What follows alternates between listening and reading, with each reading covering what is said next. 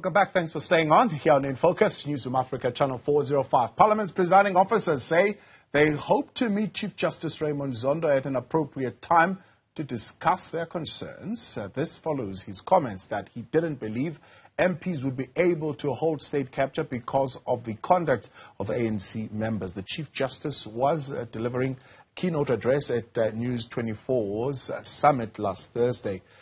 Joining us now to explain the implications of one arm of state pointing a finger at another is Zikhona Ndlebe, researcher at Judges Matter. Zikhona, good evening and thank you very much for your time and for joining us tonight up here on In Focus. First and foremost, let's start here. In what way should judiciary, the arm of state as the judiciary or judiciaries, engage with legislative powers in raising any forms of issues? Thabo, the lines are very clear, and we've said this before. There are three arms of government that we have. We've got the judiciary, the executive, and the legislature, and they all operate independently, and one cannot involve itself in another arm of state. So when one arm of state involves itself in another arm of state, as we've seen with the comments made by the Chief Justice, that becomes a problem because that should not be happening. Each arm should be operating independently. Yeah, that judiciaries are generally supposed to, of course, come in as far as the laws of the country that are in place and so on and so forth. And they should be approaching that particular aspect of things also in a manner that is fair, impartial, and that protects the legitimacy of the various arms of state. When you look at that comment in its context, is it fair? Are you concerned about the fairness of it? And does it in any way bring into question the legitimacy of the legislature? It's not a fair comment, and I don't think that it was appropriate for a Chief Justice to make that comment. We know that Chief Justice Zondo was the chairperson of the State Capture Commission, and we think that his mandate at the State Capture Commission ended when he released the last installment of the commission. So making those comments as a Chief Justice, as a sitting judge, as a judge in general, that is not warranted. Those comments are not warranted. He has made his recommendations and findings in the State Capture reports, and those are being dealt with by Parliament. And we don't think that he should have made those comments. Those are not fair comments. Yeah. And when we maybe look broadly at, of course, there have been a lot of challenges in the legislation. One would maybe say, yes, the issues that he's raising are issues that we did experience in the past. These are true. And certainly somebody needs to say something about them. But is there a mechanism for some kind of, for lack of a better word, respectful discourse between the arms of state that takes into account the separation of powers, where they could engage? I mean, now I hear the presiding officer says, no, we'll engage the judiciary. I don't know what actually that means and what that engagement would be. But does our law allow for that kind of respectful discourse between the two, or engagement at some level where these issues can be raised? Not when it comes to judges, not when it comes to the judiciary. You know, when you're a judge and when you're the head of the judiciary, you've assumed a very important role. You're not an ordinary member of the public. You are not an ordinary citizen. You, as a judge, you hold a different status. So when it comes to judges, there is no particular way that they can engage with other arms of state, because when they engage with other arms of state, they put the judiciary's integrity in question, which is something that should be protected.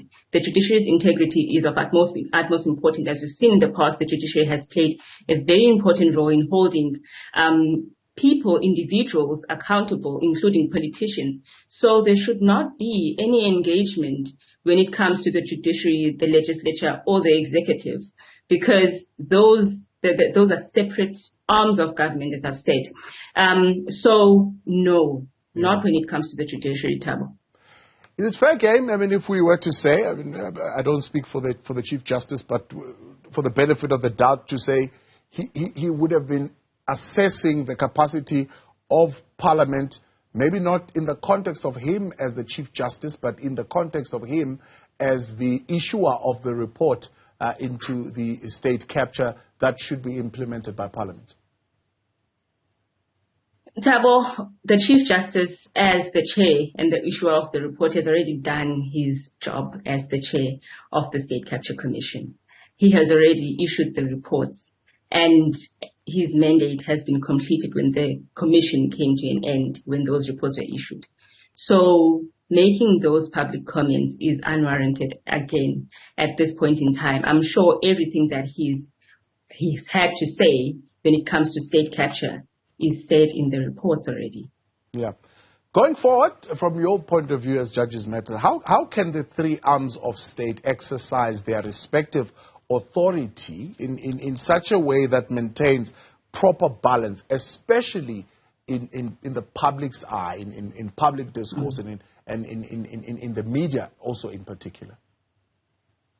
So each arm of government must play its particular role.